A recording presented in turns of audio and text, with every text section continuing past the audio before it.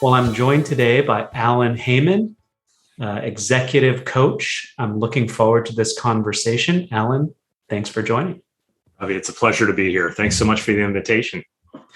Well, we met online, as happens to many people nowadays. And I suppose you found me online and reached out. I think you found my podcast, and I clicked on your website, which is peacefuldirection.com, and instantly thought, okay, I need to have a chat with Alan and see what's up. Do you remember how you found me? So my recollection is a little hazy because it's been a few months, and we all have pandemic brain to some extent these days. But I think you interviewed somebody I was either interested in or knew on a prior episode.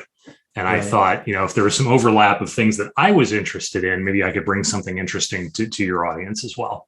Yeah, it is amazing how that just following curiosity or interest leads somewhere really cool. But I'm glad we have a chance to explore, your background from being a lawyer to being an executive involved in the water industry. And I interviewed a friend, Adam Tank, who worked in the water industry, which may be the connection. I know here. Adam. That's what it ended up. so absolutely right. He's on an earlier episode, and everything from your interest in meditation to running. I think there's a lot of threads here for us to explore. But let me just hand it over to you. I mean, tell me and everyone listening a bit about yourself and your background, and also what you do now from a coaching standpoint.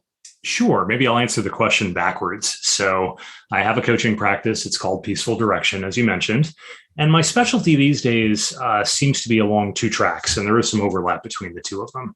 So I coach a lot of introverts because I am one, and I know very well the dynamics of being an introvert in an extroverted world and how it can be a superpower rather than a hindrance. And I coach a lot of leaders in transition. So folks who are looking for their next thing and need some help getting there along the way. Or folks who have recently undergone a big transition, a promotion, a new job, a new career, and they need some of that scaffolding to help make them more successful. So that's primarily where I'm finding my clients these days. What else can I tell you? I'm in my mid-40s. I live in Montgomery County, Maryland with my family, have a 12-year-old daughter and a dog, have a bit of a running habit, as you mentioned, and have followed a plant-based diet since 2002.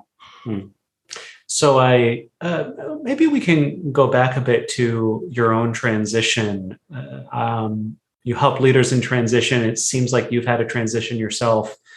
And I'm always fascinated with what inspires people to make a shift in their life, whether it's changing a role at a company, changing companies, changing careers, moving where they live. I mean, I've experienced all of the above a few times in the past decade. And what inspired you to move in a coaching direction? Sure. So I think this was the latest and perhaps the biggest in a series of transitions.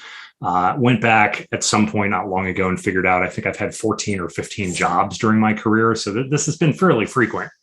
And this one was different because I found myself at the end of the transition working for myself for the first time in 20 plus years as an adult. I've always been somebody else's employee, never been self-employed until, this recent transition. And I think what it comes down to is I discovered the power of coaching as an employee and as a client of a coach 7 or 8 years ago at this point. And I held that with me. And I had the opportunity to go to coach training, got my coaching certificate at Georgetown, as many of my fantastic colleagues have, and was thinking for a while that I would have a job that involved some elements of coaching. And it just didn't for a variety of reasons. So on the one hand, there was this collection of responsibilities that I had that was becoming less and less fulfilling to me. And this thing that I was really interested in and wanted to dive into wholeheartedly, but I didn't have the time or energy for it. So in the spring of 2019, I made a plan. I saved up some money. I found some clients on the side, was coaching a little bit at night and on weekends, primarily people in different time zones, so I could do it after work. And then in November 2019 is when I jumped out and launched my full-time coaching practice, which in hindsight turns out to have been just a few months before the pandemic started. How did you know, if you can think back to that moment of insight, if it was an insight, where you transitioned, how did you know you were ready to leave? Well, it's not, well, maybe before we get there, you were working in industry as a leader for a while, right? So you had like over a decade of experience, right? 15 years or something like that. So what was that? What was it that made you say, okay, now I'm jumping? Was it a moment like that where you said, okay, now I'm becoming a coach? Or was it more of a gradual experience? There wasn't a solitary inflection point, I would say. It was more like a growing awareness that this was something that I wanted to do more. And I found myself frustrated with some of the dynamics that we all have to face when we're in organizations. There are office politics, there are leadership challenges, and I couldn't devote the time and attention necessary to sharpen the skills and get good at the craft that I had recently picked up by going to coaching school. So, I don't think it was ever a moment in time where I just knew this was a thing that had to happen. It was just something that built up over a period. And I'm a fairly risk-averse person, and I have not taken big leaps of faith much in my career in the past. This was a bigger one. I felt comfortable with it because I knew we had some cushion around us. I knew that I had had some early successes in coaching with clients that at least gave me a sense that this could be viable. But what I didn't have was, the grand spreadsheets and the 5-year plan and the growth journey and all those things that people often feel like they have to have when they're jumping into a business. We're fortunate in this line of work that our overhead tends to be fairly low. You don't have to take out loans to build out a space or buy restaurant equipment and things like that, hire staff. So most of what we make, we tend to keep. And that combination of low overhead and slow building has proven to be very successful for me over the past few years. Do you get a chance to apply much of your law degree to what you do now, or have you ever put that into practice? Well, it looks really nice sitting on the wall right behind me here. So that's the first thing. I never practiced law. So I went to law school at night when I was working in municipal government, and I made some fabulous contacts. I learned a lot of things about the Constitution and the courts, which is what I was aiming for. And it has been helpful in that it helps me put some things in context. So I coach lawyers, and I have some common understanding of the language that they use and the issues that they face. And I can read contracts, and I'm not afraid of, signing something before I have some expert look at it, because even though I've never been a contracts lawyer, I have some familiarity and some awareness. Beyond that, I think the major asset of law school in terms of how it helps you think is that you are required to consider things from different points of view. You're required to be able to argue a case from two different sides. And as coaches, we reframe things with our clients all the time. We ask them, have you considered looking at it from this angle or from this person's point of view? So that has been helpful as well. But as far as a direct link between lawyering and coaching, it's a little more abstract than that. Yeah, as you talk about that, I can see a lot of parallels, being able to have the shift in perspective, or to see both sides, or to see a bigger picture from a smaller picture. I see how that can apply. And some of my friends who have gone through legal training but are not practicing lawyers, I find that they also have just a way of communicating clearly. Though obviously legal documents can be arcane, I find in conversation there's a level of clarity with my friends who have been to law school that they seem to have. I wonder if it came from their legal training in some Could be. way. For me, it's hard to pull apart the lawyer and communications person parts of my background because they're kind of fused together. The other thing that I'll say is one of the earliest things that I learned in law school was that I did not want to be a litigator because I don't have the temperament for it. I just don't. Litigators are awesome. They're problem solvers. They help us move society along in many ways. And I also know that that's just not me. I don't have the instinct to win at all costs. I don't have the instinct to destroy the other side when there's an argument or a discussion. So my favorite classes in law school were actually the alternative dispute resolution set, the mediation, negotiations, the types of engagements where everybody gets a little bit of something out of the deal. And I find it very familiar because I know a lot of coaches who also do mediation. Yeah. So I want to, before we talk about your specific practice, you mentioned you've worked with coaches before, and would love if you can share any experiences that were memorable and impactful for you based on what you got from a coaching relationship that maybe planted some early seeds that you wanted to do this yourself. Absolutely. My coaching origin story is one of my favorite stories to tell, in fact, because it came at a moment where I really did need a coach, but I did not know what coaching was. So I was working, heading up the communications function at a large international nonprofit. And I was in that job probably about 9 months before I realized I was drowning and I needed some support. And I didn't know what that could look like or where it could come from. And meanwhile, all these expectations placed upon me because this was the biggest job I'd ever had. And I was working in an organization that I was personally aligned with. I had friends who worked there. I thought I was going to retire from this job someday, that this was it and I had arrived. So I went to see a colleague of mine on the executive team who was not my boss, but she actually was going through the Georgetown coaching program at the time, in addition to having an executive level function at a big nonprofit and commuting from DC to Florida every week because that's where her home was. And I took notice of it because it seemed like the kind of thing that was important enough to her to be able to devote that kind of time and attention to it. So we talked. And the end result of that conversation was that I hired one of her classmates and became this coach's second ever paying client as she was transitioning from a big corporate job into a full-time coaching practice. And she was in North Carolina. I was in DC at the time. So we talked only by phone, never met up in person for coaching. And I would come home at 7 or 8 o'clock at night and flop down on the couch and call her. And what we were able to do together was simple but essential. And she helped me understand what my stuff was. And we all have stuff. You know, I had roadblocks and limitations and obstacles and blind spots versus the institutional stuff that likely was never going to change. And making that distinction for me helped me understand the situation I was in a way that was extremely helpful, that was extremely tangible. And I ended up leaving the job not long thereafter and going into a much more fulfilling situation. But what coaching was able to achieve for me never left.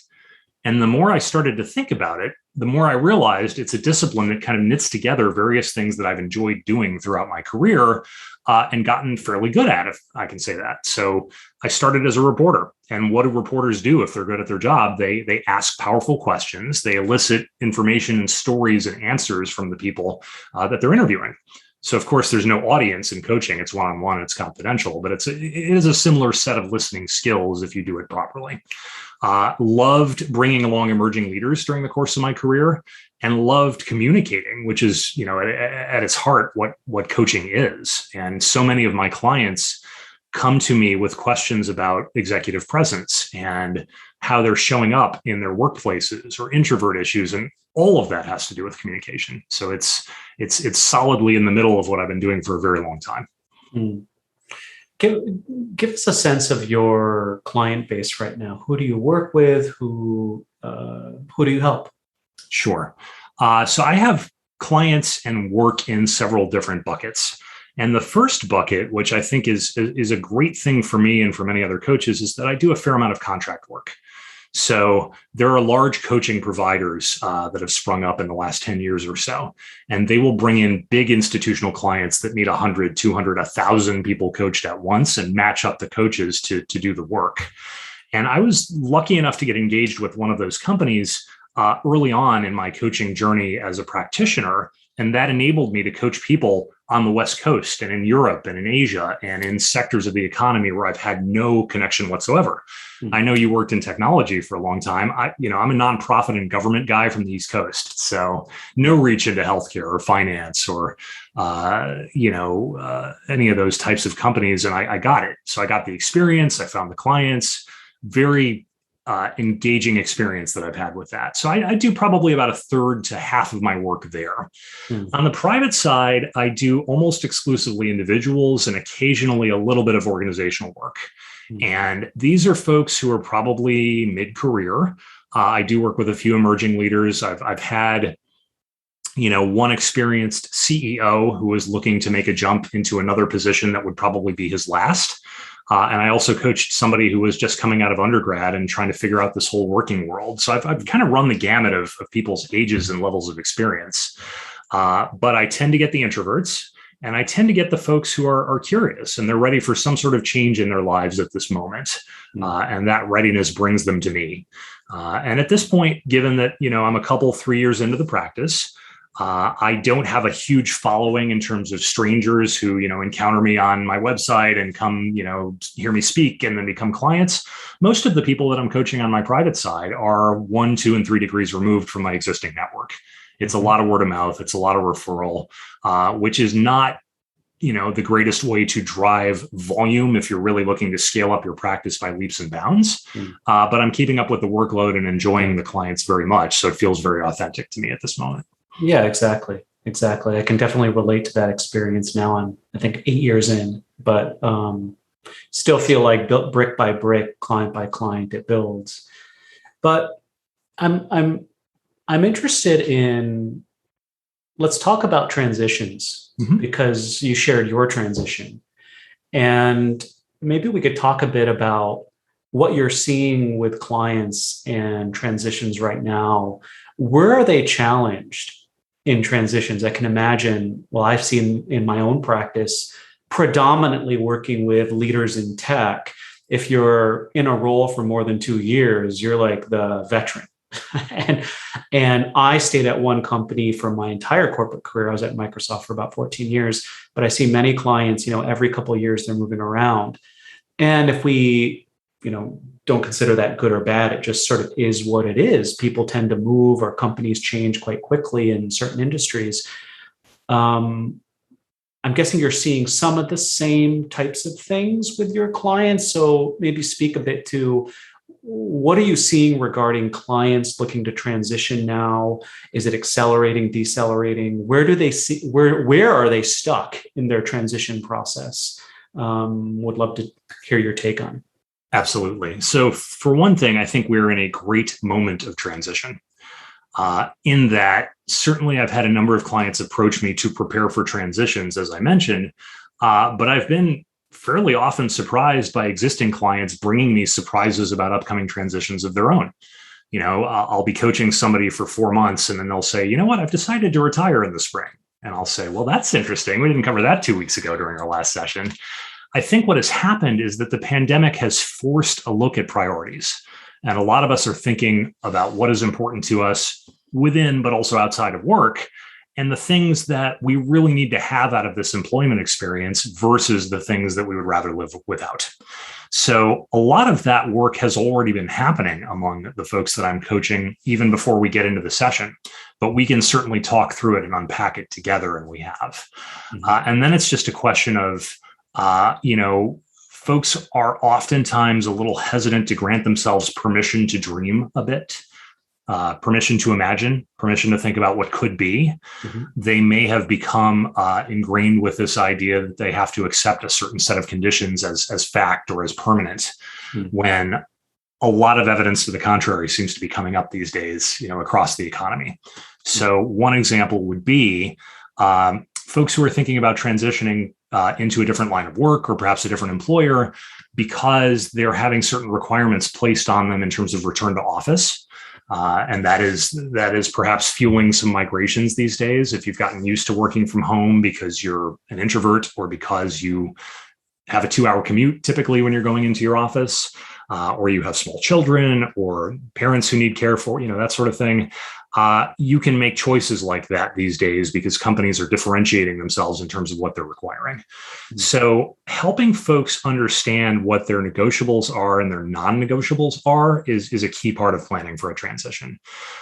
And I think what is also happening with a lot of folks going into freelance work, perhaps more than ever before, is we're seeing more and more models for how this could work.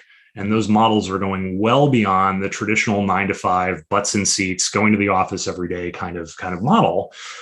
Even looking at some part-time or job sharing type of arrangements, or people who are retiring early or taking gap years, or a good friend of mine that I know from the coaching universe has a practice advising would-be digital nomads on how they can put their lives together in a way that is completely location independent, which is something that I know plenty of people did prior to the pandemic, but it's become a lot more obvious that that's an interesting thing to do these days. So the menu of options is vast. I think part of it starts with just making sure people are aware of what they can have access to. And then, we all make these calculations in our head about risk and reward and what we need.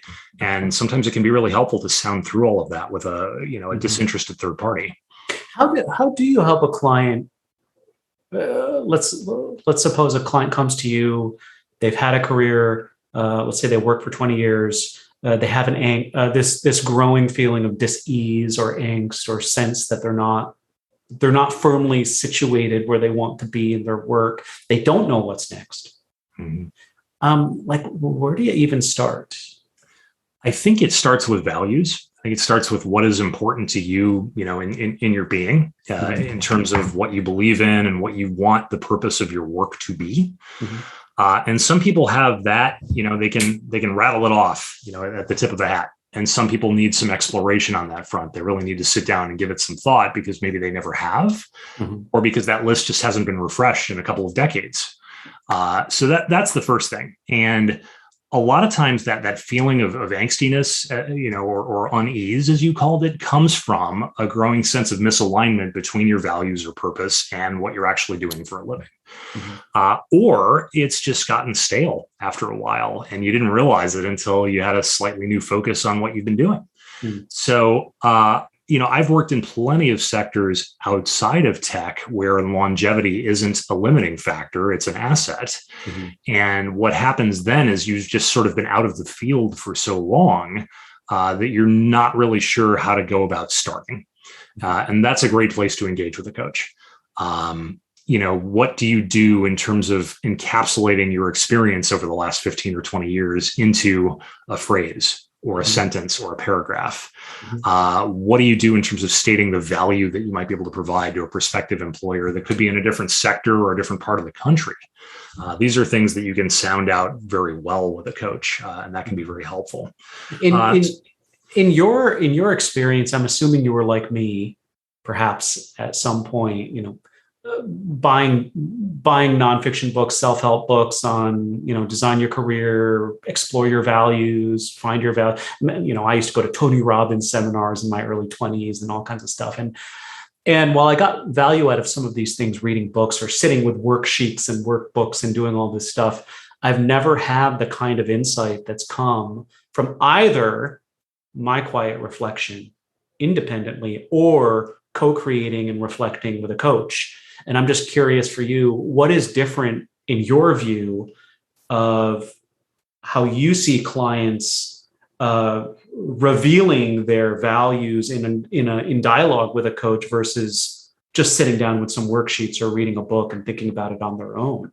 Yeah. And I like to think that there is plenty of room for both. So I am one of those coaches who is constantly flinging forth resources, either to people who read my email newsletter or to my clients, in that if an issue comes up in a session, obviously I'm not the expert on it, but I'm pretty good at figuring out who the experts are. So if you give me time management or delegation or executive presence or something along those lines, I'll share with you what I think is the best book on the topic, and you might be able to go read it and have some insights that we can talk about in a future session. But in terms of self-service versus, having some support, I think there's a couple of ingredients that are different. One is a thought partnership. And the thought partnership is a person who will challenge your assumptions, who will question your beliefs, who will reframe things, who will reflect back what you think that they're saying in a way that they may not have thought about before. And having that slightly different, slightly shifted context or perspective is incredibly valuable. And you can't get that from yourself looking in a mirror. You can't get it from a book that doesn't know you.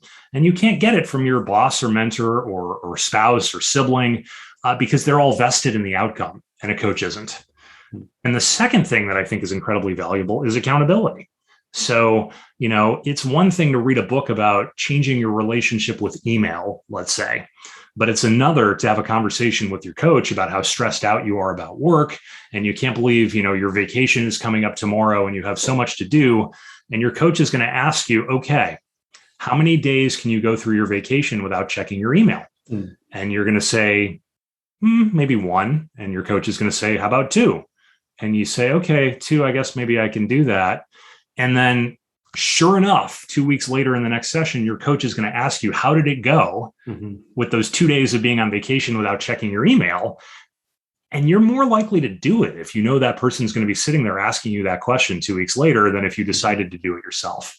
Accountability is incredibly important. And I've relied on it time and time again in coaching relationships of my own.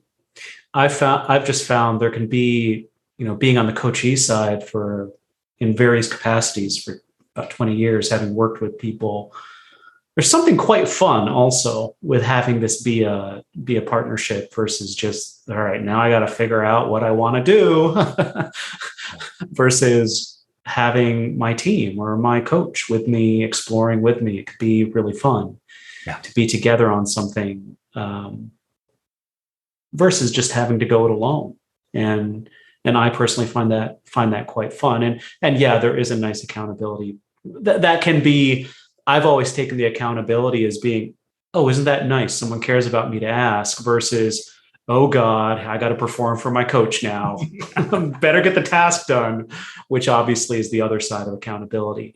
Yes. But so just going back to transition. So, okay, you've got values, clear on what you want, what you really want. What's next when you think about helping a client who is really taking a hard look and I completely agree. In the pandemic, I've seen, just to put a rough percentage on it, normally and I generally am working with clients, some who already come into coaching thinking they need a new role.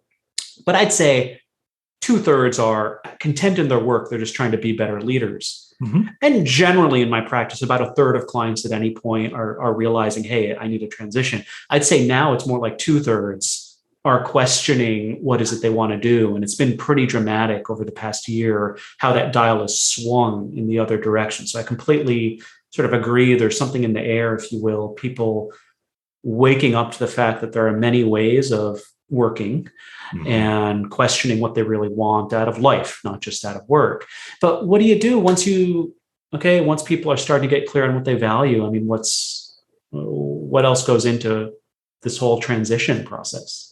Yeah. So the next thing that I would probably ask someone to consider is this, and I'm very fond of using analogies in coaching, mm-hmm. both analogies that come from my own brain, but also sometimes the clients will throw them in themselves. I'm actually collecting these to do a book project on it at some point. So one of the ones that I've been using a lot lately is to imagine that you are packing to move to a different country. So you're moving house from one nation to another.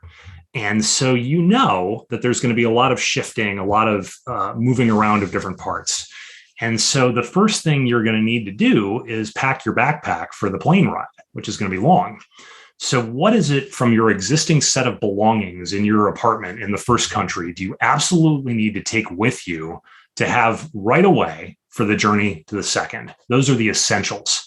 So I ask them to consider, what are the essentials from your current employment situation that you feel like you can't go without? You have to have them regardless of where you are and where you're going. That's the first thing.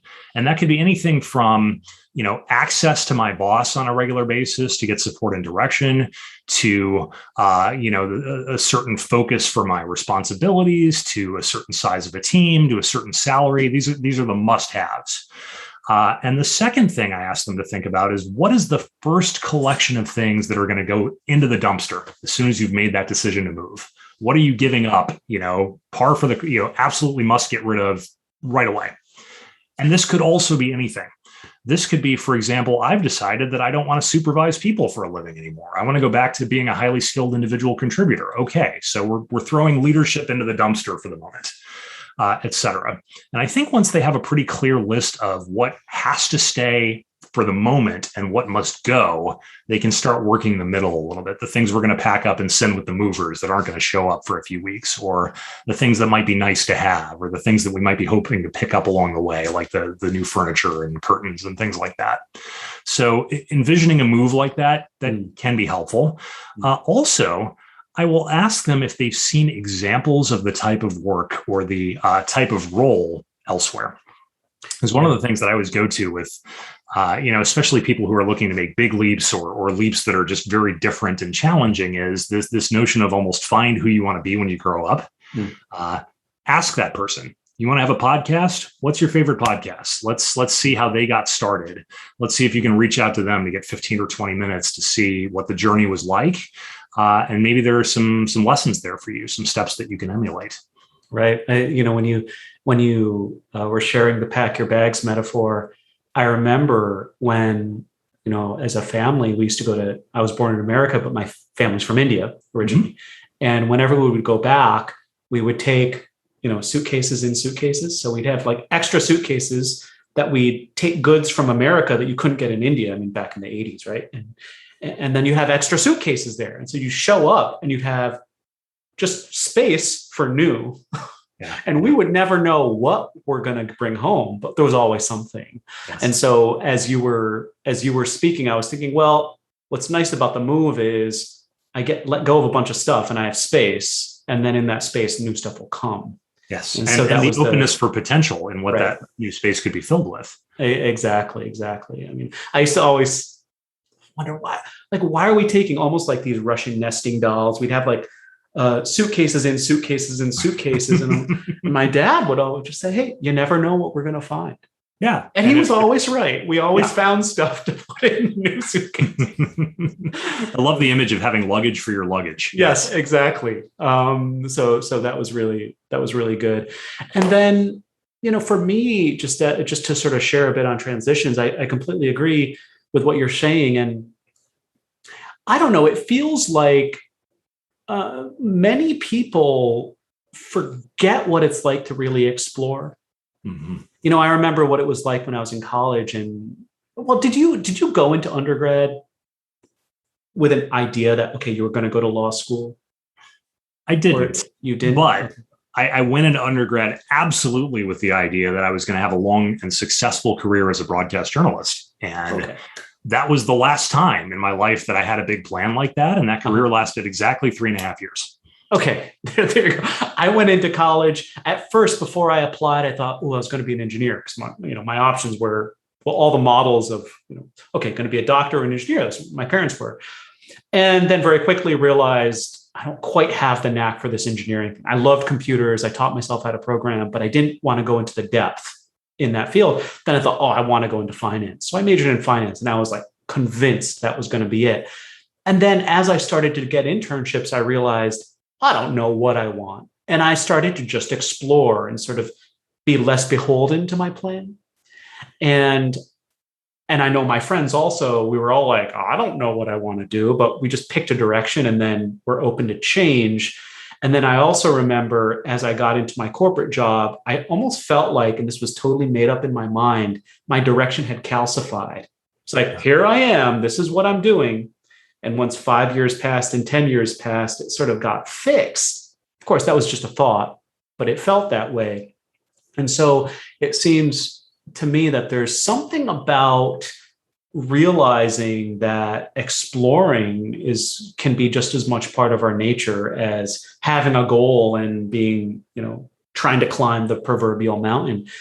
But we tend to forget that idea of everything's up for grabs. We can try different things. I mean, it sounds so simple, but kids get it. And I think we all get it at some point in our schooling that we don't really know what we want, and that's okay. But as adults, we forget that we can be just as playful and exploring and sampling at the buffet of careers later in life as we did earlier for many of us. It's a good reminder. And I totally agree with you that kids are absolutely better at this than adults tend to be.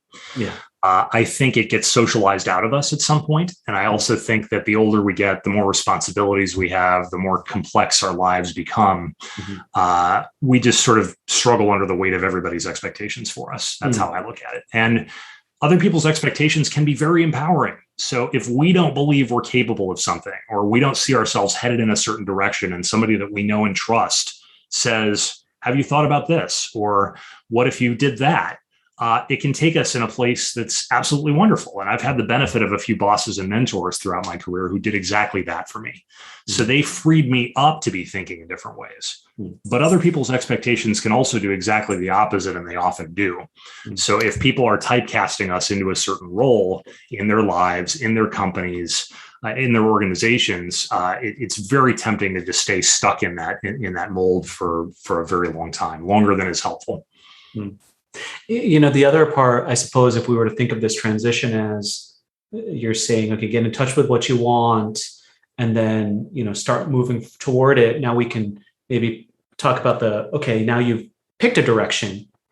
And then there's what happens then. And I would love to hear just in your own personal transition. And it could be your transition into coaching, which might be more recent and fresh for you, or another transition. But what were you, and maybe right now, having to work through? What were some of the challenges and struggles after you picked the new direction, you started making your moves, and then you met reality? And I'm assuming there was some friction there, some challenges. Maybe if you'd be open to speaking with some of those that you faced personally, and then how you got through those. Sure. Well, no job experience turns out exactly as you expect it to turn out. There are always, challenges. There are always growth opportunities. And, looking back on my own career, I think, it is tempting to think that my experience is typical when perhaps it may not be. But when I'm speaking with folks, maybe not even coaching, maybe if I'm just talking to friends of mine who are looking for new positions or people I know in my network, I think there tends to be this focus on volume and looking for posted opportunities. And my experience is that that's not typically how things have worked for me. So I've been fortunate to have people looking out for me during the course of my career all the way through. And looking back on 20 plus years of professional experience before joining, my coaching practice as a sole proprietor, I had exactly one job where I applied cold to a listing that was posted someplace and got it. It was probably the worst job I've ever had, and it lasted about 9 months. So everything else, someone has said, hey, you should take a look at this, or you should talk to this person. And I think sometimes people can have a reluctance to activate their networks in that way because they're concerned about what it might look like to hold themselves out as wanting to try something different. And that was something that I thought about when I launched my coaching practice. What's it going to be like for me to go to all these people I know on LinkedIn and all the people I've worked with in past jobs who know me as journalist, communicator, leader of a communications team, perhaps marketing person, maybe lawyer, and say, hey, here's this thing that's different that you might not have heard about. It's kind of interesting. It's kind of new. It's related to what I've done before, but it's different. Here's why it's important to me. Will you please look out for opportunities? Because I need some clients. That's a moment of vulnerability. That's the sort of thing that I didn't approach very easily. One, because of, concern of just kind of being ignored or people having questions about why now, or what makes you think you're good at this after all this time of doing something else. And secondly, because it just doesn't come naturally. It had not, prior to this experience, come naturally to promote myself. Mm-hmm. So I was a communications guy for 20 plus years before becoming a coach. All the techniques, all the tools, all the conversations about promoting somebody else's program, candidacy, agency, product.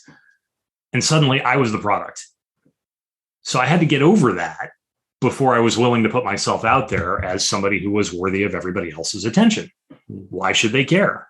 And I realized, well, wait a minute. So yes, you're an introvert. Yes, you've been building a career talking about other people's stuff for a living, but you have an ego. You started your career on television, for crying out loud.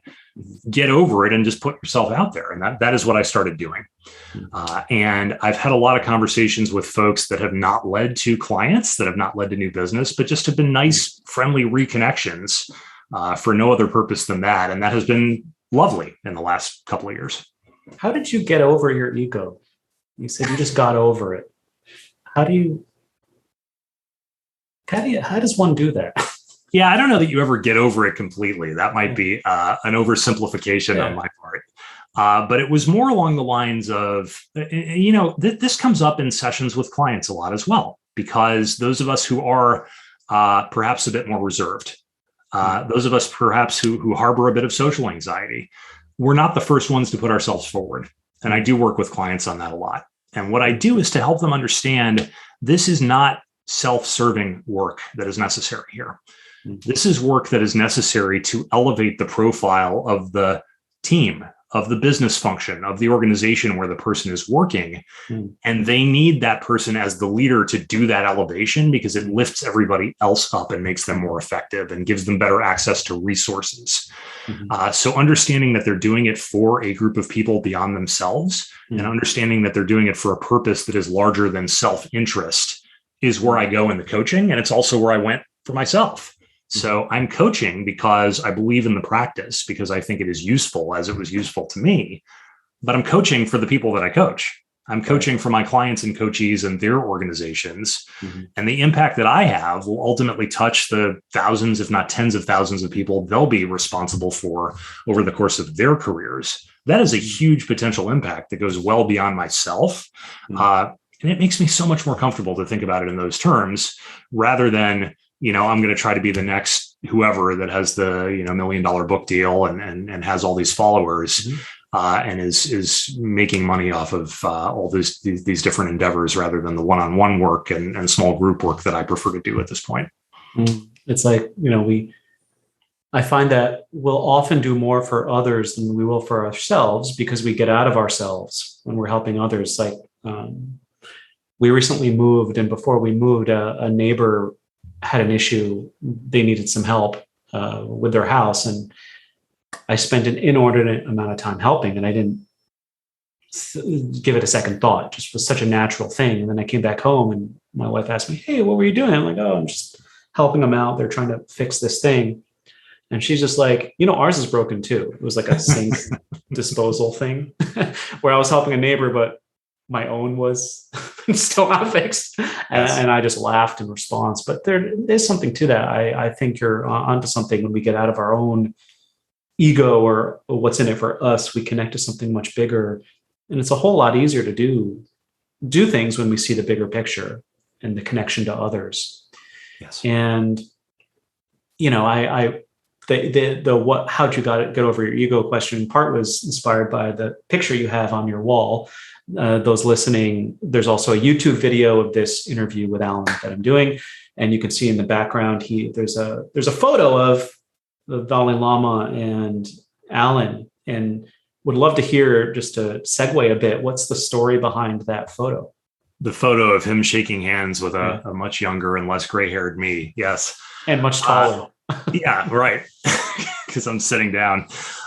So I was working for a DC council member back in the mid 2000s, and I was a constituent services rep. So my responsibility, in addition to communications and the website and that sort of thing, was potholes and streetlights and all manner of things that you need your municipal government for.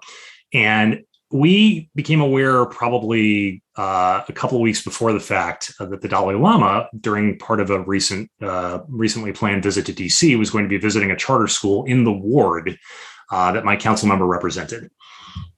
And he was sort of going back and forth on items related to the upcoming schedule in a meeting that I happened to be attending. And he said, I'm not sure I'm going to go to that. And so pause with that idea for a second. I'm not sure I'm going to go to that. And that stuck in my head.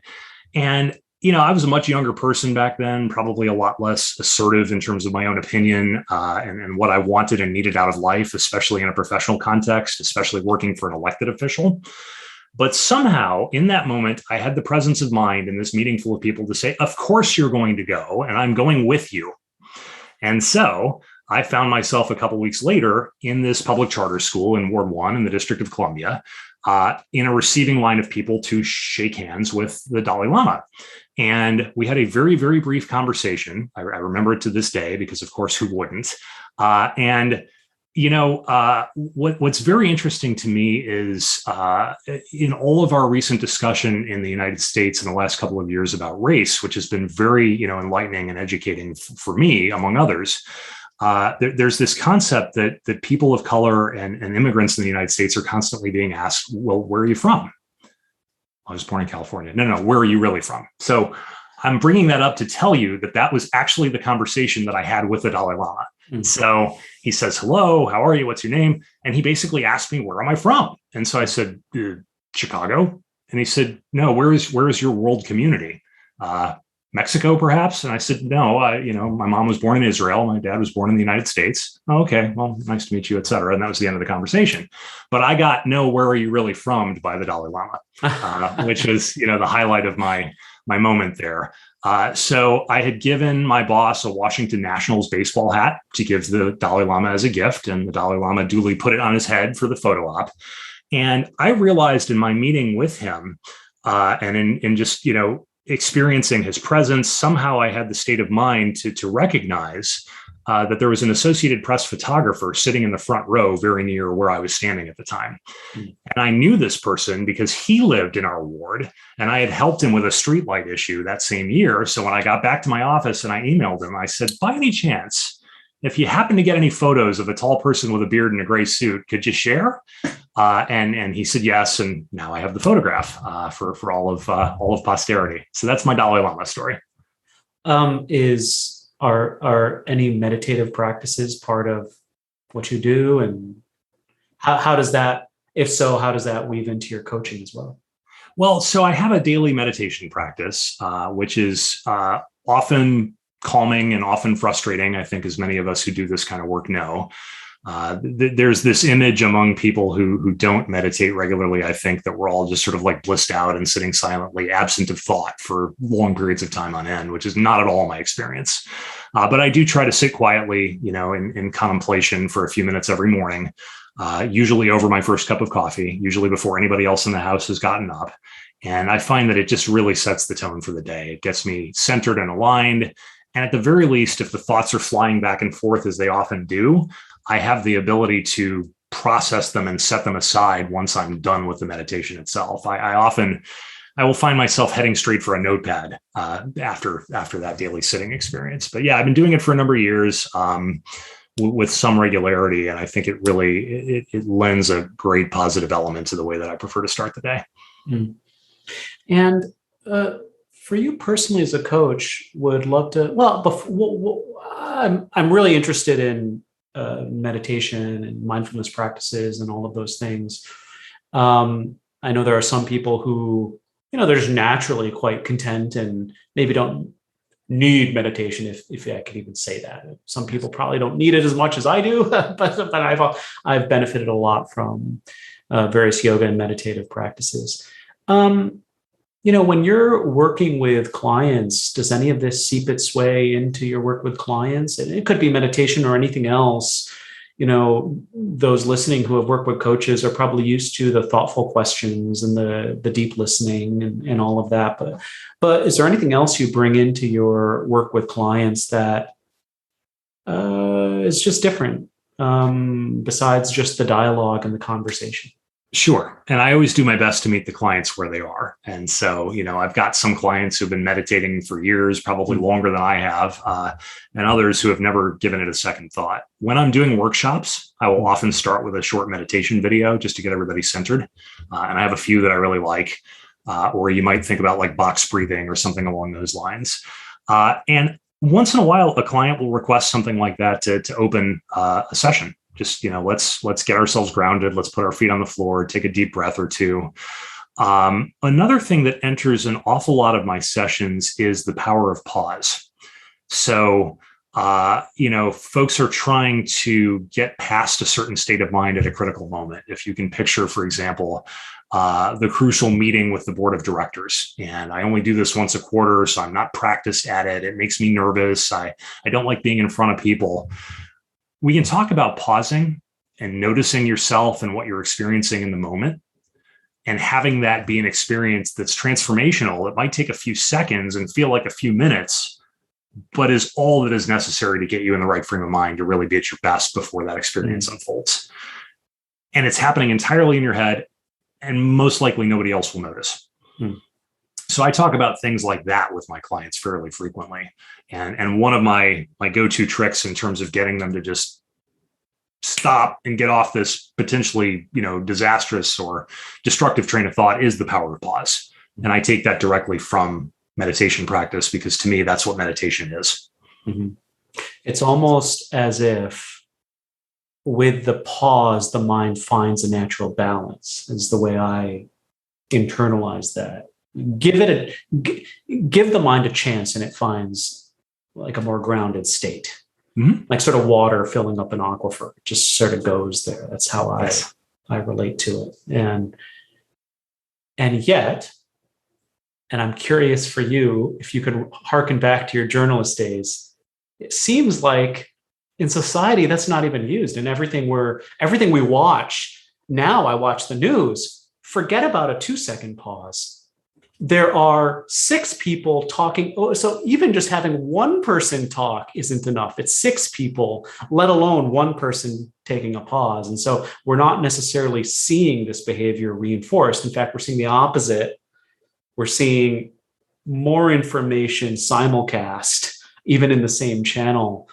So I don't know. I mean, I'm sure the power of pause was dramatic effect, I suppose. They talk about it in cinema.